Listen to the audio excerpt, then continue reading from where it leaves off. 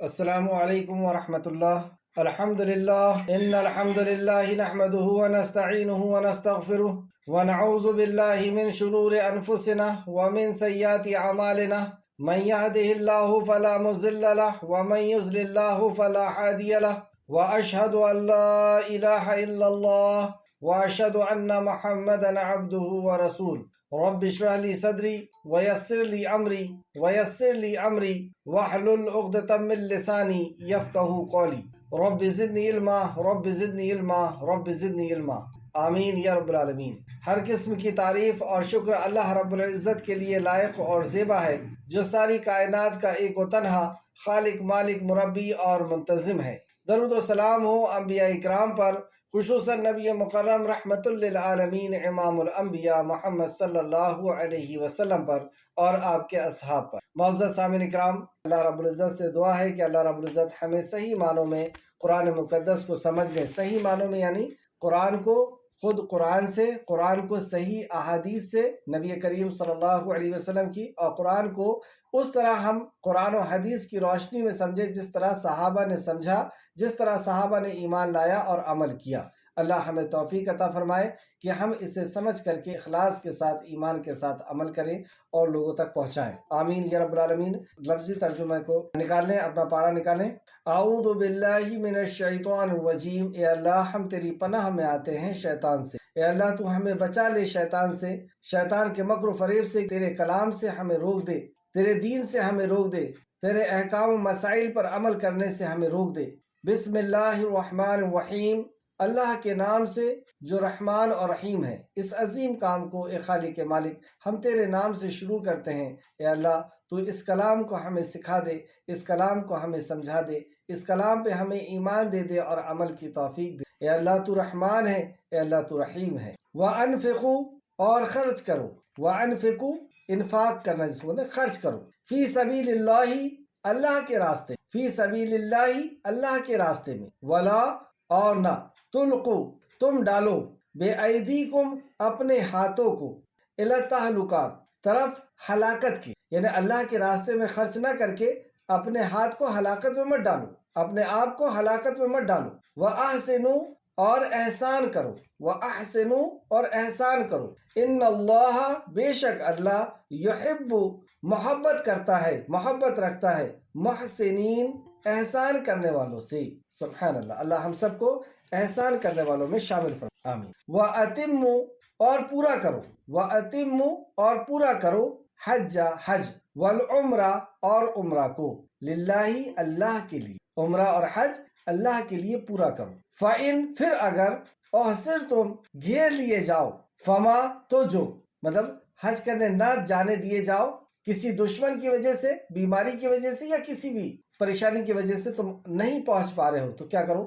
فَإِن، پھر اگر، احصر، تم گھیر لیے جاؤ، فما، تو جو، فَمَسْتَيْسَرَ، میسر ہو، من الہدی، قربانی سے، وہ کر لو، ولا، اور نہ، تحلقوا، تم منڈواؤ، رؤوسکم، اپنے سروں کو، حتیٰ، یہاں تک کہ، یبلغ، پہنچ جائے، ہدیہ، قربانی، محلہ، اپنے حلال گاہ کو، اپنی جگہ کو، فمن، تو جو کوئی، کانا ہو، منکم، تم میں سے، مریضتاً، مریض، او، یا، بہی، اسے، تکلیف ہو اس کے سر میں، تکلیف ہو اس کے سر میں، ففدیتن، تو وہ فدیہ دینا ہے، من صیامن، روزے سے، او، یا، صدقاتن، صدقے سے، فدیہ دے گا وہ روزہ رکھ کر کے یا صدقہ دے کر کے، او، یا، نسخی، قربانی سے، یعنی جانور قربان کر کے، فَإِذَا، پس جب، آمنو، امن میں آ جاؤ، یعنی اس پریشانی سے نکل کر کے جب تم اپنے گھروں میں پہنچ جاؤ، امن میں آ جاؤ،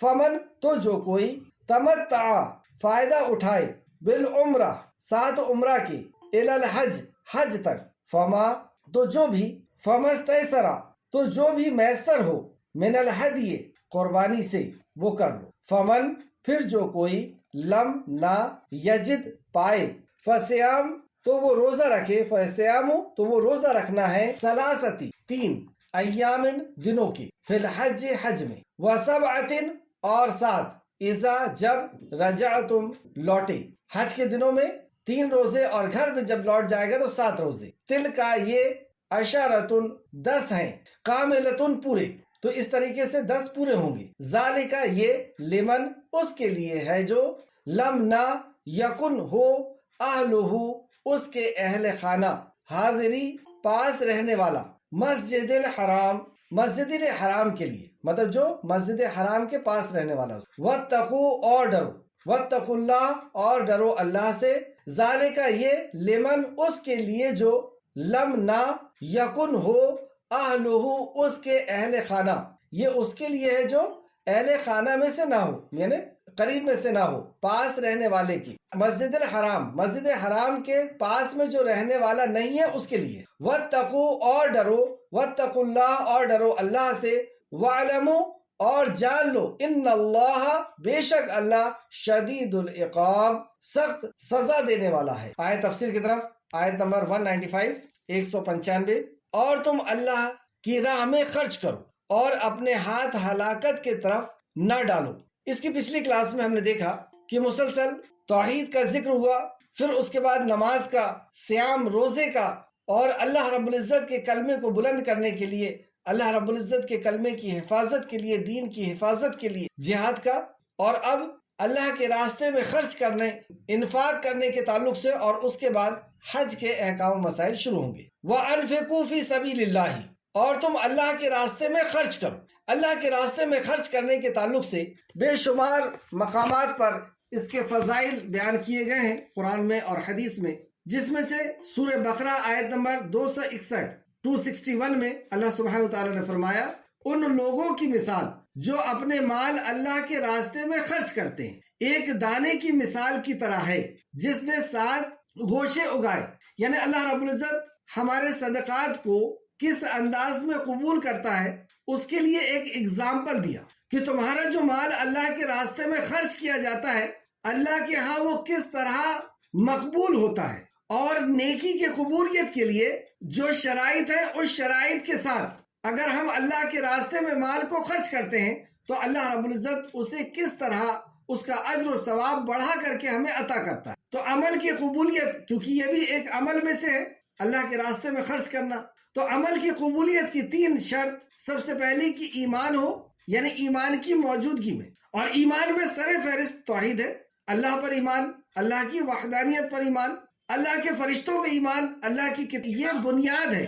صرف یہی 6 چیز پر ایمان نہیں ہونا، یہ اس کی بنیاد ہے۔ جیسے کہ یہ کہا گیا اللہ پر ایمان، تو اللہ رب العزت کی جتنی بھی خصائص ہیں، ربوبیت، الوہیت، اسماء الحسنہ، اللہ کی ذات، یہ ہر اعتبار سے اللہ رب العزت کی وحدانیت پر ایمان، یہ اس کا مطلب۔ فرشتوں پہ ایمان، تو فرشتے کیوں پیدا کیے گئے، ان کے لیے اللہ رب العزت نے کیا حکم نازل فرماتا ہے، کون فرشتہ کس طریقے سے کام کرتا ہے، یہ سب۔ نبیوں پر ایمان، یعنی نبی اللہ کے طرف سے نازل، اللہ رب العزت کے طرف سے مبعوث کیے گئے ہیں، اور نبی نے جو فرمایا ہے اس اکارڈنگ ہمیں، اس کے مطابق ہمیں زندگی جینا ہے۔ جب آخرت پر ایمان کہیں گے تو آخرت کی ساری چیزوں پر ایمان، یعنی موت پر، موت کے بعد قبر کی زندگی پر ایمان، قبر کی زندگی کے بعد حشر کی زندگی پہ ایمان، میزان پر، اللہ کی بارگاہ میں حاضر ہونے پر، پل صراط پر، اور نام اعمال کے تولے جانے پر، یعنی میزان پر، تو یہ ساری چیزیں اس کے اندر شامل۔ آخرت پر ایمان جیسی کہا تو آخرت کی یہاں تک کہ علامت قیامت بھی اس کے اندر شامل ہے۔ تو ایمان کی موجودگی میں اللہ کے اوپر یقین، اللہ کے کلام اور نبی کے فرمان کے اوپر یقین کی موجودگی میں اخلاص کے ساتھ کیا ہوا عمل کہ صرف اللہ کی رضا کے لیے، اگر وہ ریاکاری ہے تو کوئی عمل قابل قبول نہیں۔ اور اسی طریقے سے نبی کریم صلی اللہ علیہ وسلم کے طریقے پر، اگر نبی کریم صلی اللہ علیہ وسلم کے طریقے کی مہر نہیں ہے تو وہ عمل کتنے ہی پیسے کا ہو، کتنے ہی خرچ کر کے ہم کریں، کتنا ہی وقت لگا کر کے ہم کریں، کتنی ہی محنت لگا کر کے ہم کریں، وہ عمل قابل قبول نہیں ہوگا۔ اللہ سبحانہ وتعالیٰ نے فرمایا، اطیعوا اللہ واطیعوا الرسول ولا تبطلوا اعمالکم، اللہ کی اطاعت کرو، اللہ کے نبی کی، اور اپنے عمل کو برباد نہ کرو۔ تو مجھے اور آپ کو، ہم سب کو یہ چاہیے کہ جب بھی ہم کسی عمل کو کرنے کے لیے جا رہے ہیں تو ہم سب سے پہلے یہ دیکھیں کہ یہ 3 چیزیں ہماری زندگی کے اندر ہے یا نہیں۔ ایمان، اللہ رب العزت کے اوپر، اللہ رب العزت کے اوپر پورا یقین، توحید ہماری ہے یا نہیں، اور وہ بھی جو بھی ارکان ایمان میں سے ہیں، یعنی اللہ کے کلام پہ، نبی کے فرمان پر۔ اور پھر دوسرا، اخلاص ہے یا نہیں اس عمل کے اندر۔ ہم کہیں ریاکاری، لوگوں کو دکھانے کے لیے، لوگوں کو امپریس کرنے کے لیے، یا مقام کو حاصل کرنے کے لیے یا کسی کو حاصل کرنے کے لیے، دنیا کی کسی نعمت کو یا کسی چیز کو حاصل کرنے کے لیے عمل تو نہیں کر رہے. اور تیسرا یہ کہ یہ نبی کریم صلی اللہ علیہ وسلم کا طریقہ ہے یا نہیں. اور اگر یہ تینوں چیز ہے اور ہم انفاق کرتے ہیں، اللہ کے راستے میں خرچ کرتے ہیں، تو اللہ رب العزت اگزامپل دے کر کے بتا رہا ہے کہ تمہارے اعمال کو اللہ رب العزت کس طریقے سے سنوارتا ہے. تو سورہ بقرہ آیت نمبر 261 میں اللہ فرماتا ہے، ان لوگوں کی مثال جو اپنے مال اللہ کے راستے میں خرچ کرتے ہیں، ایک دانے کی مثال کی طرح ہے جس نے 7 خوشے اگائے، یعنی 7 بالیاں نکل. ایک دانہ آپ زمین کے اندر ڈالتے ہیں اور اس میں سے ایک پودا نکلتا ہے اور اس پودے میں 7 بالیاں نکلتی، 7 گوشے نکلتے ہیں. ہر گوشے میں 100 دانے ہیں. اللہ اکبر. اور وہ ایک دانے میں سے 7 بالیاں اور ایک ایک بالی میں 100 دانے. اور اللہ جس کے لیے چاہتا ہے بڑھا دیتا ہے، اور اللہ وسعت والا اور خوب جاننے والا. تو ایک دانے سے 7 بالی اور ایک بالی کے اندر 100 دانے یعنی 700. تو ایک عمل کا 1 روپیہ اگر خرچ کیا ہے اللہ رب العزت کے راستے میں تو گویا کہ اس کو 700 ملے گا. اتنا ہی نہیں، آگے اللہ فرمایا اور اللہ جس کے لیے چاہتا ہے بڑھا دیتا ہے. مطلب اتنا ہی نہیں، اللہ رب العزت جس کے لیے چاہتا ہے اس میں سے اور بڑھا دیتا. اور اللہ وسعت والا، بے شک اللہ رب العزت کے خزانے میں، اللہ رب العزت کے پاس کسی چیز کی کوئی کمی نہیں. ساری مخلوق اللہ رب العزت سے اگر ایک ساتھ، اور دیکھیں آپ کی جب سے مخلوق بنایا ہے اللہ سبحانہ وتعالی نے، جب سے مخلوق کی ضرورتوں کو پوری کر رہا ہے، اور ضرورتیں ابھی بھی پوری ہو رہی ہے، یعنی اس کے خزانے میں کوئی کمی نہیں. مخلوق ہمیشہ بڑھ رہی ہے، یہی اس بات کی دلیل ہے کہ اس کے خزانے میں کوئی کمی نہیں. وہ وسعت والا ہے اور سب کچھ جاننے والا، یعنی کس کی نیت کیا ہے، کون کس جذبے کے ساتھ اللہ رب العزت کے کلمے کو بلند کرنے کے لیے خرچ کر رہا ہے، اللہ رب العزت خوب جاننے والا. اس طریقے سے ایک حدیث دیکھتے ہیں، رسول کریم صلی اللہ علیہ وسلم نے فرمایا، جو شخص اللہ کی راہ میں، یہاں پر اللہ کی راہ سے مراد جہاد فی سبیل اللہ ہے، اللہ کے راستے میں جہاد میں کوئی چیز دے تو اس کا اجر 700 گنا لکھا جاتا ہے. 700 اللہ کے راستے میں دے تو 700 گنا لکھا جاتا ہے. ترمذی شریف حدیث نمبر 1625 اور نسائی حدیث نمبر 3188. سیدنا حذیفہ رضی اللہ عنہ بیان کرتے ہیں کہ آیت وَأَنفِقُوا فِي سَبِيلِ اللَّهِ، اور اللہ کے راستے میں خرچ کرو اور اپنے ہاتھوں کو ہلاکت کی طرف مت ڈالو، یہ اللہ کے راستے میں خرچ کرنے کے بارے میں نازل ہوئی ہے کہ اللہ کے راستے میں خرچ کرو، اور ایسا نہ ہو کہ تم خرچ نہ کر کے اپنے آپ کو ہلاک ہو. بخاری شریف حدیث نمبر 4516. ابو عمران اسلم بیان کرتے ہیں کہ قسطنطنیہ میں مہاجرین میں سے ایک آدمی، قسطنطنیہ کی جو جنگ ہوئی، مہاجرین کے ایک آدمی نے دشمن کے صف پر اس طرح حملہ کیا کہ صف کو چیر دیا. اس وقت سیدنا ابو ایوب انصاری رضی اللہ عنہ بھی ہمارے ساتھ تھے. یہ دیکھ کر لوگوں نے کہا لا الہ الا اللہ، اس نے اپنے آپ کو ہلاکت میں ڈال دی. یعنی اس آیت کو وہاں پر کوٹ کی کہ یہ مطلب ہے کہ اس نے اپنے آپ کو ہلاکت میں ڈال. یہ سن کر ابو ایوب انصاری رضی اللہ عنہ نے فرمایا کہ اس آیت کے بارے میں ہم زیادہ بہتر جانتے ہیں، کیونکہ یہ ہمارے ہی بارے میں نازل ہوئی ہے، یہ آیت ہمارے بارے میں نازل ہوئی ہے، اس کو تم یہاں نہیں کوٹ کر. جب اللہ تعالیٰ نے اپنے نبی صلی اللہ علیہ وسلم کی مدد کی اور اسلام کو غلبہ دیا تو ہم گروہ انصار جمع ہو کر کے آپس میں سرگوشی کرنے لگے، یعنی دھیرے دھیرے بات کرنے کو سرگوشی کہتے ہیں، جیسے کانافوس. سرگوشی کرنے لگے کہ اللہ تعالیٰ ہمیں اپنے نبی صلی اللہ علیہ وسلم کی محبت و صحبت کی وجہ سے عزت عطا فرمائی ہے. الحمدللہ. آپس میں صحابہ کیا بات کرتے ہیں کہ نبی مکرم کی محبت، آپ کی صحبت، آپ کی محبت اور آپ کی اطاعت کی وجہ سے اللہ رب العزت نے ہمیں سر بلندی عطا فرمائی، حتیٰ کہ اسلام پھیل گیا، یہاں تک کہ اسلام پھیل گیا. اور آپ دیکھیں کہ نبی کریم صلی اللہ علیہ وسلم کے آخر دور میں اسلام کس طرح پوری دنیا کے اندر پھیل گیا تھا. لوگ جوگ در جوگ اسلام کے اندر داخل ہو رہے تھے فتح مکہ کے بعد، کیونکہ بعض قبائل اور بعض لوگ اس انتظار میں تھے کہ اگر انہوں نے مکہ کو فتح کر لیا اس کا مطلب یہ واقعی اللہ رب العزت کے. اور مکہ فتح ہونے کے بعد بہت تیزی کے ساتھ لوگ اسلام کے اندر داخل ہونے لگے. اور نبی مکرم تو اس وقت کے بعد میں یہ صحابی رسول فرماتے ہیں کہ نبی مکرم کی محبت، آپ کی صحبت اور آپ کی اطاعت، اللہ نے ہمیں عزت عطا فرمائی. تو عزت نبی کریم صلی اللہ علیہ وسلم کی محبت، اطاعت اور آپ کے حکموں کو پورا کرنے میں ہی ہے. آپ فرماتے ہیں کہ اللہ نے سربلندی عطا فرمائی، یہاں تک کہ اسلام پھیل گیا اور مسلمانوں کی تعداد میں اضافہ ہو گیا۔ تو وہ آپس میں کہتے ہیں اگر ہم اپنے کاروبار میں لگ جائیں، یعنی اب تو جو مقصد تھا وہ پورا ہو گیا، جس کی وجہ سے ہم نے اپنے کاروبار کو چھوڑ دیا تھا، جس کی وجہ سے ہم نے اپنے سر پہ کفن باندھ لیا تھا، جس کی وجہ سے ہم جو ہے جہاد پہ جہاد کر رہے تھے، اب تو اسلام یعنی امن و امان پھیل گیا ہے، ظلم کا خاتمہ ہو گیا، کرائم کو ختم کر دیا گیا، اب حقوق کی حفاظت ہے، عورتوں کے، بچوں کے، مسافروں کے، رشتہ داروں کے، پڑوسیوں کے، گراہک کے، اب تو حقوق کی حفاظت ہے، اب تو کوئی ظلم کا کام نہیں ہو رہا۔ تو آپس میں انہوں نے ایسا مشورہ کیا کہ اب ایسا کرتے ہیں، اب ہم کچھ دنیا کی طرف آ جاتے ہیں، اگر ہم اپنے کاروبار میں لگ جائیں اور جو ضائع ہو گیا ہے اس کا ازالہ کر لیں۔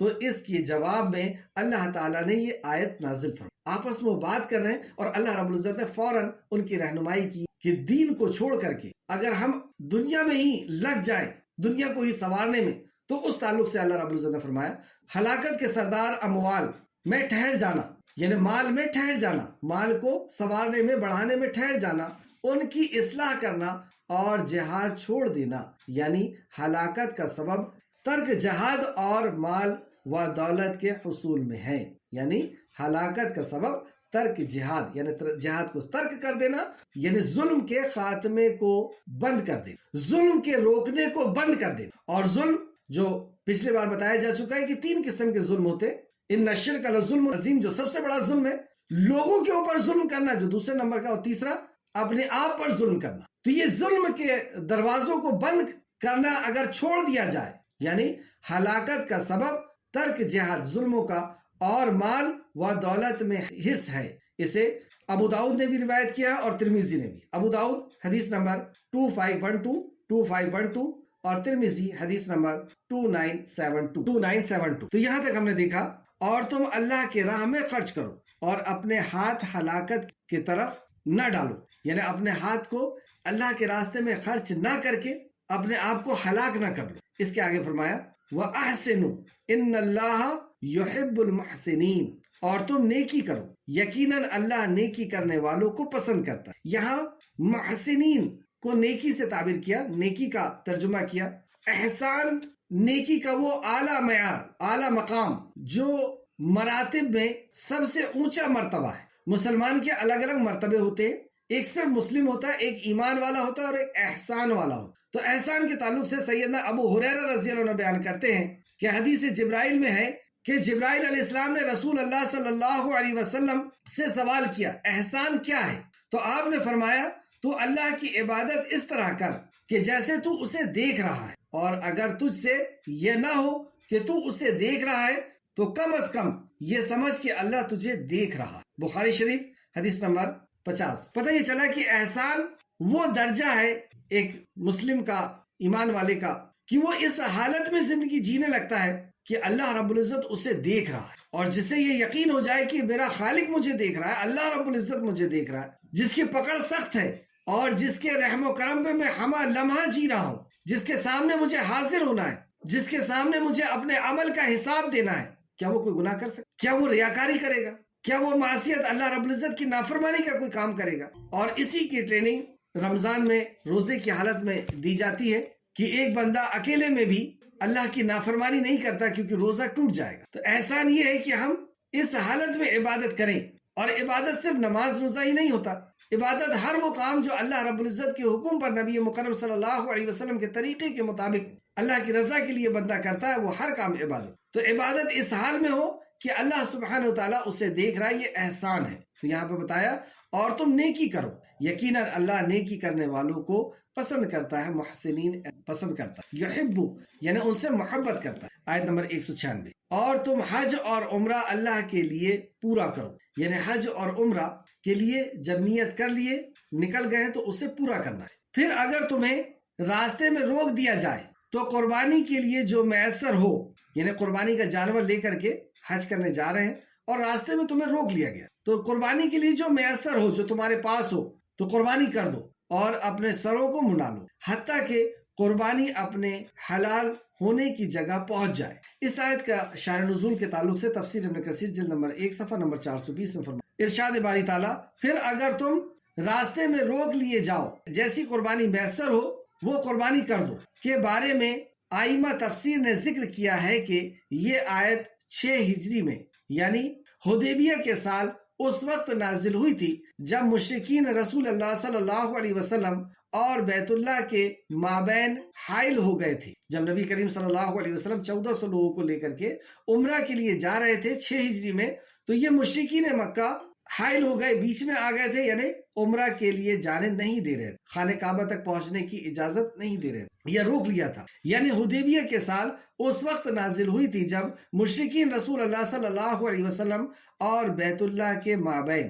بیت اللہ اور رسول اللہ اور آپ کے صحابہ کے بیچ میں مابین حائل ہو گئے تھے، یعنی روڑا بن گئے تھے، جیسا کہ اسی موقع پر اللہ تعالیٰ نے پوری سورہ فتح بھی نازل فرمائی تھی، اور اسی وقت سورہ فتح بھی نازل ہوئی اور اس بات کی اجازت دے دی کہ وہ اپنی قربانی کے جانوروں کو ذبح کر دیں۔ اور اللہ رب العزت نے جب صلح حدیبیہ ہوئی تو اللہ رب العزت نے حکم دیا کہ یہیں پہ اپنے جانوروں کو ذبح کر لو، جو کہ 70 اونٹ تھے، اپنے سروں کو منڈا دیں اور احرام کھول دیں۔ اس وقت رسول اللہ صلی اللہ علیہ وسلم نے صحابہ کرام کو جب کہ حکم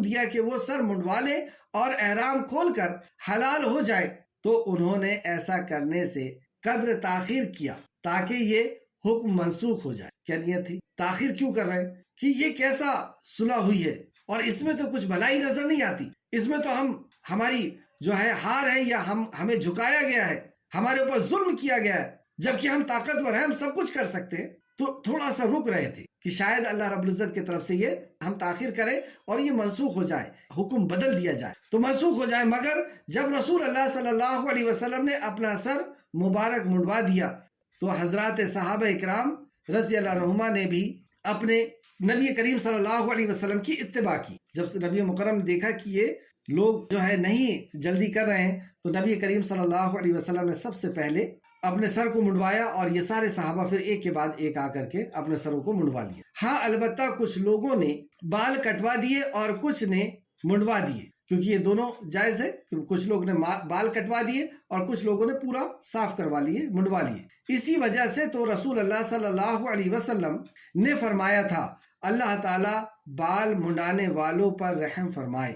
صحابہ کرام نے عرض کیا اے اللہ کے رسول، بال کٹوانے والوں کے لیے بھی دعا فرما دیجئے۔ چنانچہ چوتھی بار آپ صلی اللہ علیہ وسلم نے اللہ تعالیٰ بال کٹانے والوں پر بھی رحم نازل فرمائے، مطلب 3 بار آپ نے منڈانے والوں کے لیے دعا فرمائی اور ایک بار پھر چوتھی بار میں بال کٹوانے والوں کے لیے بھی دعا فرمائی تھی۔ اسے مسلم نے روایت کیا ہے، مسلم شریف حدیث نمبر 1301، اور بھی دوسری کتابوں میں بھی یہ حدیث مل جائے گی۔ اس موقع پر اونٹ یعنی گائے کی قربانی بھی 7 آدمیوں پر شریک تھی، مطلب ایک جو جانور تھا وہ 7 پر شریک ہوتا ہے۔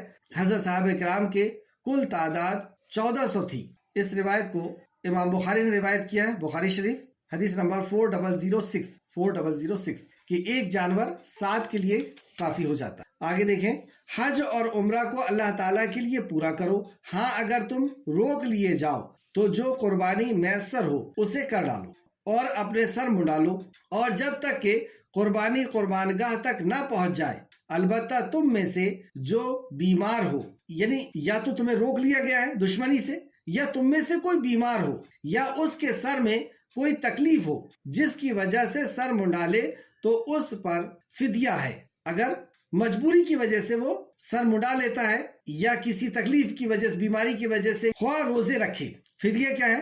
سب سے پہلا کہ خواہ وہ روزے رکھے، خواہ صدقہ دے، خواہ قربانی کرے۔ تو صدقہ اور روزے کے تعلق سے یعنی اس کو ایسی تکلیف ہو جائے کہ سر کے بال منڈانے پڑ جائیں تو اس کا فدیہ ضروری ہے۔ حدیث کی روح سے جیسے امام بخاری اور مسلم نے دونوں نے روایت کیا ہے کہ وہ شخص 6 مسکینوں کو کھانا کھلائے۔ اگر وہ ایسی حالت میں ہے کہ اسے منڈوانا پڑ رہا ہے پہلے، تو وہ 6 مسکینوں کو کھانا کھلائے، یا ایک بکری ذبح کرے، یا 3 دن کے روزے رکھے۔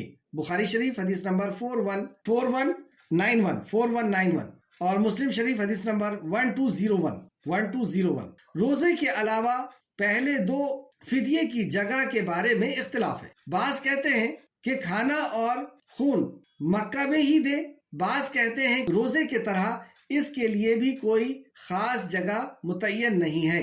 امام شوکانی نے اس رائے کو تائید کی ہے فتح القدیر کہ جیسے روزہ کہیں پہ بھی رکھا جا سکتا ہے، بعد میں بھی رکھا سکتا ہے، اس طریقے سے فدیہ بھی اور قربان بھی کہیں دوسری جگہ کیا جا سکتا ہے۔ حج کے 3 اقسام۔ اب اس کے آگے اللہ سبحانہ تعالیٰ فرماتا ہے پس جب تم امن کی حالت میں ہو جاؤ تو جو شخص عمرہ سے لے کر حج تک تمتع کرے، پس جو تم امن کی جگہ پہنچ جاؤ، بس جب تم امن کی جگہ پہنچ جاؤ، یعنی تمہیں روک لیا گیا تھا، تمہیں پریشان کیا گیا تھا راستے میں، یا تم تکلیف میں تھے اور اب تم امن کی جگہ میں پہنچ گئے ہو، گھروں میں واپس ہو گئے ہو جاؤ تو جو شخص عمرہ سے لے کر حج تک تمتع کرے، پس اسے جو قربانی میسر ہو اسے کر ڈالے، جیسی طاقت ہے، نہ ہو وہ 3 روزے تو حج کے دنوں میں رکھ لے اور 7 واپسی میں۔ اس کے تعلق سے حج کی 3 قسمیں ہیں۔ ایک حج افراد، نوٹ کریں اس کو، حج کی 3 قسمیں ہیں۔ حج افراد صرف حج کی نیت سے احرام باندھنا، یعنی صرف ایک نیت سے وہ جا رہا ہے حج کی نیت سے، اور حج کی نیت سے وہ احرام باندھ رہا ہے، اسے حج افراد کہیں گے۔ اور حج قران، حج اور عمرہ دونوں کی ایک ساتھ نیت کر کے احرام کا باندھنا۔ ان دونوں صورتوں میں تمام مناسک حج، یعنی حج کے جو رکن ہیں، تمام مناسک حج کے ادائیگی سے پہلے احرام کھولنا جائز نہیں۔ جب تک یہ پورے ارکان پورے نہیں ہوں گے اس وقت تک وہ احرام نہیں کھول سکتے۔ اور تیسرا ہے حج تمتع۔ اس میں بھی حج اور عمرہ دونوں کی نیت ہوتی ہے، لیکن پہلی صورت عمرہ کی نیت سے احرام باندھا جاتا ہے اور عمرہ کرنے پر پھر احرام کھول دیا جاتا ہے، اور پھر 8 ذی الحجہ کے لیے مکہ سے ہی دوبارہ احرام باندھ لیا جاتا ہے۔ تیسرا نیت کون سی؟ حج تمتع، جس میں احرام کو بیچ میں، جیسے عمرہ کرنے کے بعد مکہ سے ہی وہ احرام کو کھول لے گا اور پھر سے دوسری بار احرام باندھے گا 8 ذی الحجہ کو، تو یہ ہوتا ہے حج تمتع۔ تمتع کے معنی فائدہ اٹھانے کے ہیں، یعنی بیچ میں اس نے احرام کھول کر کے وہ حلال ہو گیا، فائدہ اٹھانے کے ہیں، گویا درمیان میں احرام کھول کر فائدہ اٹھا لیا جاتا ہے۔ پھر سے دیکھیں اس آیت کو، پس جب تم امن کی حالت میں ہو جاؤ تو جو شخص عمرہ سے لے کر حج تک تمتع کرے، پھر اسے جو قربانی میسر ہو اسے کر ڈالے، پھر جسے طاقت ہی نہ ہو وہ 3 روزے تو حج کے دنوں میں رکھ لے اور 7 واپسی میں۔ یہ پورے 10 ہوئے، تو 3 روزے جو ہے وہ حج کے دنوں میں رکھے گا اور 7 واپسی میں، اس طرح یہ 10 ہوں گے۔ اور مسجد حرام کے رہنے والے نہ ہوں، یہ اس کے لیے ہے جو مسجد حرام کی حدود کے اندر یا اتنے قریب رہنے والے ہیں کہ جہاں سے ان کے لیے قصر جائز نہیں ہوتی، ان کے لیے یہ نہیں ہے۔ لوگوں اللہ سے ڈرتے رہو اور جان لو اللہ تعالیٰ سخت عذاب والا ہے۔ اللہ سے ڈرتے رہو اور جان لو کہ اللہ رب العزت سخت پکڑ کرنے والا ہے، سخت عذاب دے۔ آیت نمبر 197۔ حج کے مہینے معلوم مقرر ہیں، یعنی حج کبھی بھی، عمرہ جیسے سال میں آپ کبھی بھی کسی بھی وقت میں جا کر کر سکتے، لیکن حج کا جو خاص وقت ہے اسی وقت میں انہی دنوں میں کیا جائے گا۔ تو حج کے مہینے معلوم مقرر ہیں، معلوم بھی ہے اور مقرر بھی ہیں۔ چنانچہ جس شخص نے ان مہینوں میں حج کو لازم کر لیا تو حج کے دوران میں وہ جنسی باتیں نہ کرے، وہ میاں بیوی کے آپسی تعلقات کے اور ایسی کوئی باتیں نہ کرے، جنسی باتیں نہ کرے۔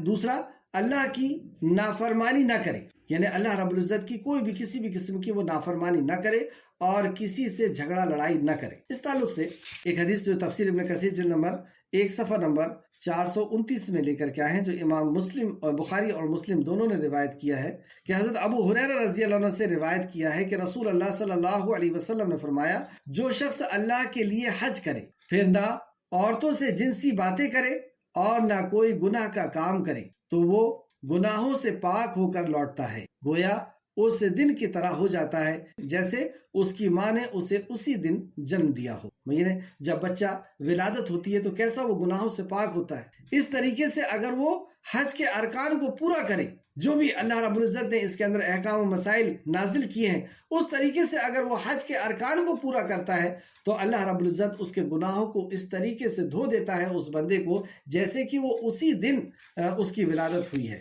اللہ رب العزت ہم سب کو ایسے حج، مقبول حج کہ اللہ رب العزت ہم سب کو توفیق عطا فرمائے حج کرنے کی، اور حج کو اللہ رب العزت قبول فرمائے، آمین رب العالمین۔ ایک ہوتا ہے کہ عمل کا کرنا اور ایک ہوتا ہے عمل کا قبول ہونا۔ تو عمل تو ہم کرتے ہیں، لیکن عمل کرنے کے بعد اللہ رب العزت سے اس کی قبولیت کی دعا بھی کرنا چاہیے، جیسے کہ سیدنا ابراہیم علیہ السلام اور اسماعیل علیہ السلام خانہ کعبہ کی تعمیر کر رہے ہیں اور ساتھ میں دعا بھی کر رہے ہیں کہ اللہ اس نیکی کو قبول فرما لے۔ اکثر شیطان ہمارے ذہن کے اندر یہ بات ڈالتا ہے کہ ہمیں اس کے اوپر تکبر ہو جاتا ہے کہ صاحب میں نے تو آج رات میں تہجد پڑھا، میں نے تو اتنے لاکھ روپے صدقہ کیا، میں نے تو عمرہ کر کے لوٹا ہوں، میں تو حج کر کے لوٹا ہوں۔ اور بعض تو اس طرح کی کئی قسم کی بدعات بھی شروع کر دیتے ہیں، حج سے لوٹتے سے ہی ان کی شرک اور بدعت چالو ہو جاتی ہے، اللہ رب العزت رحم فرمائے۔ تو ایک یہ ہوتا ہے کہ ہم نیکی کریں اور پھر اس نیکی کی قبولیت کی دعا کریں کہ اللہ یہ جو نیکی کی ہے اس کو تو قبول فرما لے، اور نیکی کی قبولیت کی شرائط کو پہلے دیکھ لیں۔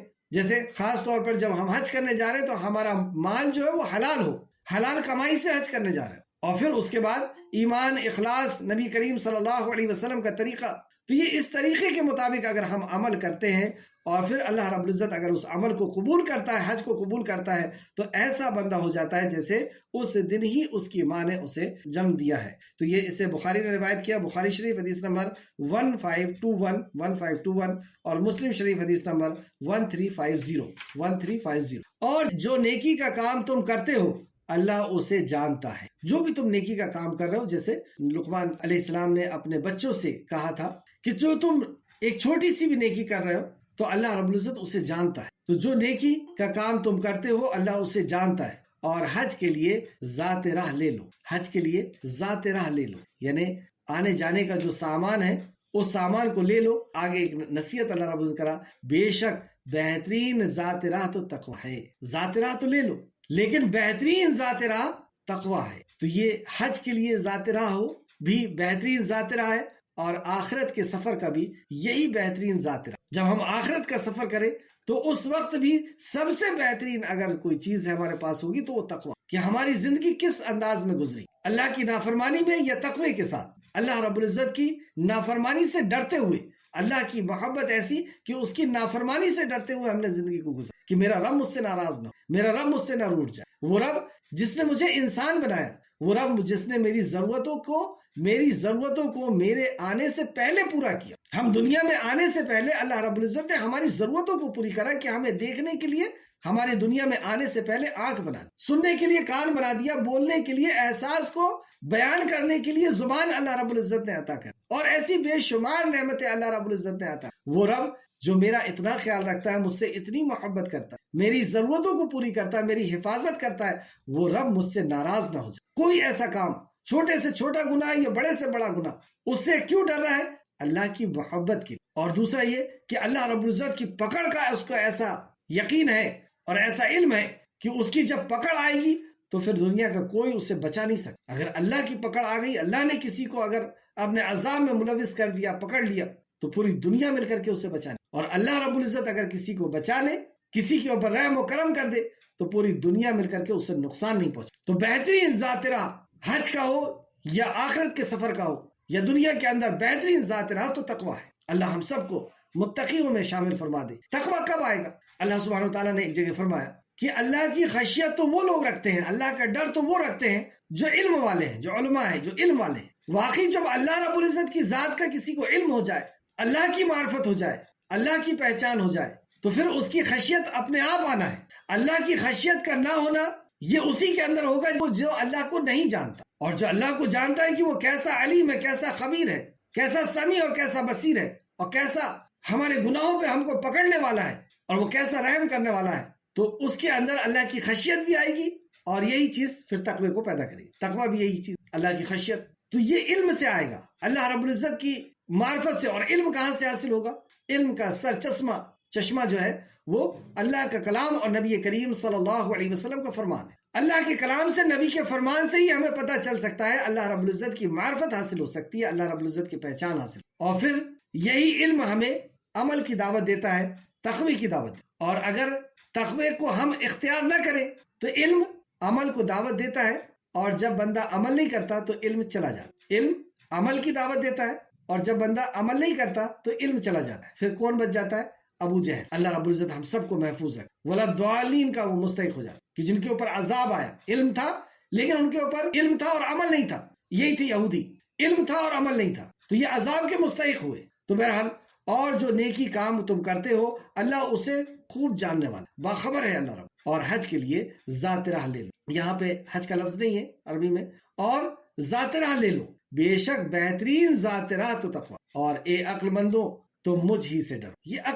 اے عقل مندو تم مجھ ہی سے ڈرو، کتنی بڑی نصیحت اس جملے کے اندر، کہ اتنی تو عقل حضرت انسان کے اندر ہونی چاہیے کہ اس کو اس کی ضرورتوں کو پورا کرنے والا، اس کی مصیبتوں کو دور کرنے والا اللہ رب العزت کے علاوہ اور کوئی نہیں ہے، تو پھر اللہ کے علاوہ کسی اور سے ڈر کر کے اللہ کی نافرمانی کرنا۔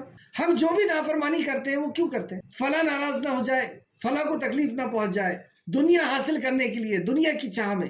تو دنیا اللہ رب العزت کے بغیر ہمیں مل نہیں سکتی، نہ عزت مل سکتی ہے، نہ ذلت مل سکتی ہے، نہ رزق مل سکتا ہے، نہ بیماری سے اچھا ہو سکتے ہیں، نہ اولاد مل سکتی ہے، ہر چیز اللہ رب العزت کے حکم کی محتاج ہے۔ تو پھر اللہ کے غیر سے ڈر کر کے اللہ کی نافرمانی کرنا، یہ اس سے بڑی بیوقوفی اور کیا ہو سکتا؟ تو اللہ سبحانہ وتعالیٰ نے فرمایا اے عقل مندو تم مجھ ہی سے ڈرو۔ تو جو بندہ اللہ رب العزت سے ڈرتا ہے، اللہ سے ڈر کر کے زندگی جیتا ہے، پھر یہی چیز اس کو تقوی کے اوپر کھڑا کرتی ہے۔ آخر میں اللہ رب العزت سے دعا ہے کہ خالق مالک جو کچھ بھی ہم نے پڑھا اس میں مزید ہمیں غور و فکر کرنے کی تو توفیق عطا فرما، اور ہمیں اخلاص کے ساتھ تیری اطاعت و فرمانبرداری اور تقوی کے ساتھ زندگی جینے کی ہمیں توفیق عطا فرما۔ اے اللہ بے شک بہترین ذات راہ تقوی ہے۔ اے اللہ آخرت کے سفر میں، اے اللہ ایک طویل سفر، جس سفر کی تیاری اب ہمیں کرنی ہے۔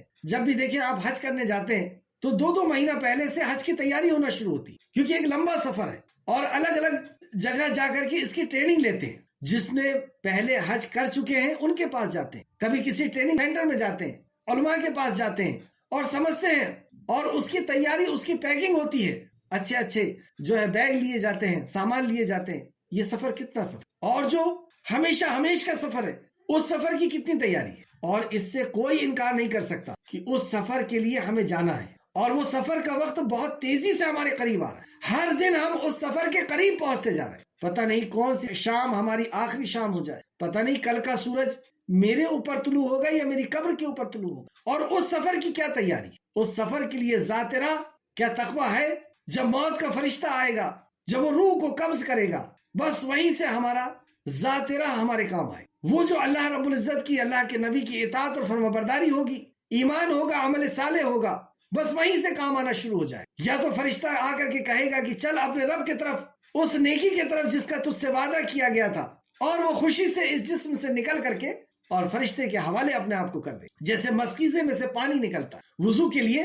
جب آپ پانی لیتے ہیں تو کتنی آسانی سے نکلتا ہے، اس طریقے سے جسم سے روح نکل جائے۔ اور اگر ذات راہ نہیں ہوا تو آپ خود سوچیں کہ اگر پیسے نہیں ہیں تو یہاں سے آپ ایئرپورٹ تک نہیں جا سکتے، اس کے آگے کی تو بات بہت دور، تو کھینچ کر کے اس کو نکالا جائے گا، اور پھر ایک لمبا سفر قبر کا، پہلے تو آسمان تک لے جایا جائے گا، اور وہ سارے مراحل ہم جانتے ہیں کہ کس طریقے سے ہمارا سفر شروع ہوگا، کہ جیسی فرشتہ کھینچ کر کے روح کو نکالے گا، اگر ذات راہ نہیں تھا، زندگی تقوی کے ساتھ نہیں گزاری، ایمان اور عمل صالح کے ساتھ نہیں گزاری، تو ایسا وہ کھینچے گا جسم سے۔ نبی کریم صلی اللہ علیہ وسلم نے اسے سمجھائے کہ اس طرح جیسے بھیگے ہوئے اون میں کانٹا ڈال کر کے کھینچا جاتا ہے، اور وہ کیسا کھنچتا ہے۔ آپ خود سوچے، ایک ایک نسوں میں سے جب روح نکلے گی کیسی تکلیف، مسلس ہیں اس کو پھاڑتے ہوئے جب روح باہر آئے، اور جیسی باہر آئے گی تو دور سے ایک فرشتہ دیکھ رہا ہو، اور جیسی فرشتہ اس کو اپنے ہاتھ میں لے گا، روح کو کھینچنے والا، تو وہ آ کر کے اسے لے گا، اور گندے کفن میں، غلیظ کفن میں اس کو لپیٹے گا، اور اس میں سے ایسی بدبو آ رہی ہوگی جیسے آپ نے کسی لاش سڑنے کی جو بدبو ہوتی ہے، اس سے بھی زیادہ خطرناک کوئی ایسی بدبو نہیں کسی نے سنا ہو۔ جب اسے لے کر کے اوپر اٹھے گا، اب یہاں سے سفر اس کا شروع ہو رہا ہے آسمان دنیا کی طرف، تو فرشتے پوچھیں گے یہ کون غلیظ ہے؟ اسے بتایا جائے گا یہ فلاں بن فلاں ہے، اس کا نام اس کے والد کے نام کے ساتھ پکار، اور لعنت اور ملامت ہوتے ہوئے وہ آسمان دنیا تک پہنچے گا، لیکن دروازہ نہیں کھولا جائے گا آسمان، وہیں سے اسے پھینک دیا جائے، اور پھر وہ 7ویں آسمان کے نیچے اور 7 زمین کے نیچے سجین میں جو روحوں کا جہان ہے وہاں اسے ڈالا جائے گا، جو برزخی زندگی ہے، اور پھر اس کے بعد وہ قبر میں اپنے پہنچے گا، وہاں سوال ہوں گے۔ ایک طویل حدیث ہے، میں چند اس میں سے جو چیزیں میرے ذہن میں آ رہی میں آپ کے سامنے پیش کر رہا ہوں۔ اور جب وہ اسے اٹھایا جائے گا، کیسے اٹھایا جائے گا؟ جب اللہ ہمیں رات میں سلاتا ہے اور صبح جس وقت چاہتا ہے ہمیں اٹھا دیتا، کبھی ہم 2 بجے اٹھ جاتے ہیں، کبھی 4 بجے اٹھتے ہیں، کبھی 6 بجے، بعین ہی اسی طرح ہمارا رب ایسی ہمیں موت دے، اور پھر قبر میں جب ہمیں دفن کر کے لوٹ جائیں گے، اور ہر کسی کی قبر وہ ہے جہاں پہ وہ مرنے کے بعد سپرد ہوا، چاہے تو وہ گڈھے کے اندر سپرد ہوا تھا، یا کسی جانور نے اسے چیر پھاڑ کر کے کھا لیا تھا تو اس کا پیٹ اس کا قبر ہے، یا سمندر میں بہا دیا گیا تھا، سمندر کی مچھلیوں نے اسے کھا لیا، یا سمندر کے پانی میں ہے تو وہ اس کی قبر ہے، یا جلا کر کے اسے اڑا دیا گیا تھا تو وہ جہاں پہ جن فضاؤں کے اندر ہے وہ اس کی قبر ہے۔ اللہ رب العزت اس پہ قادر ہے۔ ہمارے جسم سے اگر کسی شخص کا جسم جل کر کے اور اس میں سے وہ راکھ اور دھواں بن کر کے باریک باریک ذرات بن کر کے بھی اڑ گیا ہے، ان ذرات سے بھی اللہ رب العزت خطاب کرنے پر قادر ہے۔ اللہ کے فرشتے خطاب من ربو کا، تو جس طرح ہم سوتے ہیں اسی طرح ہمیں مرنا ہے، اور جس طرح ہم اٹھتے ہیں اور کون اٹھاتا ہے؟ اللہ رب العزت، کبھی 2 بجے، کبھی 4 بجے، کبھی 6 بجے، تو ایسے ہی قبر کے اندر پھر سے اٹھ جائیں گے اور پوچھے گا من ربو کا، تیرا رب کون ہے؟ رب اگر اللہ کو مان کر کے جیے ہوں گے، رب کی کیا مانے کہ وہ خالق ہے، مالک ہے، مدبر ہے، اس نے ہماری تخلیق کیا اور ہر مخلوق کی تخلیق کیا، وہی مالک بھی ہے، وہی ہماری ضرورتوں کا پورا کرنے والا ہے، وہی ہماری حفاظت کرنے والا ہے۔ صرف اس نے پیدا نہیں کیا، پیدا کرنے سے ابھی تک ہماری ضرورتوں کو بھی اسی نے پورا کیا، پیدا کرنے سے ابھی تک حفاظت بھی اسی نے کیا ہے، اور وہی مالک بھی ہے۔ کسی کی مجال نہیں ہے کہ وہ ہمارے اوپر لاٹھی برسا دے، گولیاں برسا دے، جب تک اس کا حکم نہیں ہوگا کوئی ہمارے اوپر کچھ نہیں کر سکتا، نہ جادو کر سکتا ہے، نہ نظر لگا سکتا، کچھ نہیں کر سکتا کوئی۔ یہ اللہ کا بہت بڑا احسان کہ ملکیت اس نے اپنے ہاتھ میں رکھا، کسی اور کی ملکیت میں ہمیں نہیں دیا اس، اور وہی ہمارا مدبر ہے، وہی پلان اسی کا چل رہا ہے کہ کس سن میں پیدا کرنا ہے، کس وقت پیدا کرنا ہے، کون سے دیش میں یہ پیدا ہوگا، کس گھر میں پیدا ہوگا، میل ہوگا، فیمیل ہوگا، انسان ہوگا، جانور ہوگا، یہ سارا پلان اللہ رب العزت، بغیر پلان کے اتنی بڑی کائنات نہیں چل رہی۔ دیکھ لیں آپ پورے اسپیس کو اٹھا کر کے، پوری گیلیکسی کو اٹھا کر کے، کیا یہ اپنے آپ چل رہی ہے؟ یہ سب پلان کے ساتھ چل رہا ہے، اور ایک مقرر کیا ہوا انداز ہے یہ۔ تو اگر اس رب کو ہم نے رب مان کر کے جیا تو کہہ دیں گے ربی اللہ، ما دینوں کا، دین زندگی گزارنے کا طریقہ، تیرا زندگی گزارنے کا طریقہ کیا تھا؟ کیا جواب دیں گے؟ تھوڑا سا یہودی تھے، تھوڑے سے نصرانی تھے، تھوڑے سے مجوسی تھے، تھوڑے سے پڑوسی کی طرح تھے، تھوڑے سے دوستوں کی طرح تھے، اور تھوڑے سے مسلمان بھی تھے۔ جب نکاح کی باری آتی تھی تو مسلمان ہو جاتے تھے، میت کی باری آتی تھی تو دفنانے کے لیے مسلمان ہو جاتے تھے، باقی بزنس میں، لین دین میں، لوگوں سے بات چیت میں، کپڑے پہننے میں، کاروبار میں، اس میں ہم کچھ اور تھے۔ چل جائے گا ایسا؟ ہائے افسوس کہے گا۔ اور وہ کون ہیں جو تمہارے بیچ میں آئے تھے؟ یعنی ہر دور میں انبیاء آئے ہیں، تمہارے نبی کون تھے؟ کیا نبی کریم صلی اللہ علیہ وسلم کو ہم نے آئیڈیل بنا کر کے جیا ہے؟ تو یہ ہے ایک لمبا سفر جو یہاں سے شروع ہونا ہے، اور یہ سوالوں کا جواب نہیں دیے، کفن میں سے، جہنم کے کفن میں سے ایک کفن پہنا دیا جائے گا، آگ کا کفن، آگ کا بچھونا جہنم کے بچھونے میں سے، اور ایسے عذاب اللہ رب العزت نازل فرما۔ اللہ ہم سب کو محفوظ فرما دے۔ اے اللہ ہمیں بہترین ذات راہ رکھنے کی تو توفیق عطا فرما۔ اے اللہ ایک لمبا سفر ہے، ایک طویل سفر، اے اللہ ہمیں ہوش میں لا دے کہ ہم اس سفر کی تیاری کریں۔ اے اللہ ہم چاہے نہ چاہیں اس سفر کے لیے ہمیں نکلنا ہو، اے اللہ ہم چاہے نہ چاہے اس سفر کے لیے ہم کو نکلنا ہو، اے اللہ اس سفر کے لیے بہترین ذات راہ رکھنے کی توفیق عطا، اے اللہ اس سفر کی تیاری کرنے کی توفیق عطا فرما۔ اے اللہ ہم چاہے نہ چاہیں اس سفر کے لیے ہم سب کو نکلنا ہو، اس سفر کے لیے ہم سب کو نکلنا ہو۔ اے اللہ تقوی کی زندگی دے دے، اے اللہ تیری تقوی کی زندگی ہمیں عطا فرما دے۔ اے اللہ ایک طویل سفر ہے، ایک لمبا سفر ہے، اے اللہ ہمیشہ کا سفر، اے اللہ اس سفر کو آسان فرما دے، اے اللہ اس سفر کو آسان فرما دے، اے اللہ ہمیں توفیق دے دے۔ لا حول ولا قوت الا باللہ، لا حول ولا قوت۔ اللهم صل على محمد وعلى آل محمد كما صليت على إبراهيم وعلى آل إبراهيم إنك حميد مجيد۔ اللهم بارك على محمد وعلى آل محمد كما باركت على إبراهيم وعلى آل إبراهيم إنك حميد مجيد۔ آمين يا رب العالمين۔ السلام علیکم ورحمۃ اللہ وبرکاتہ۔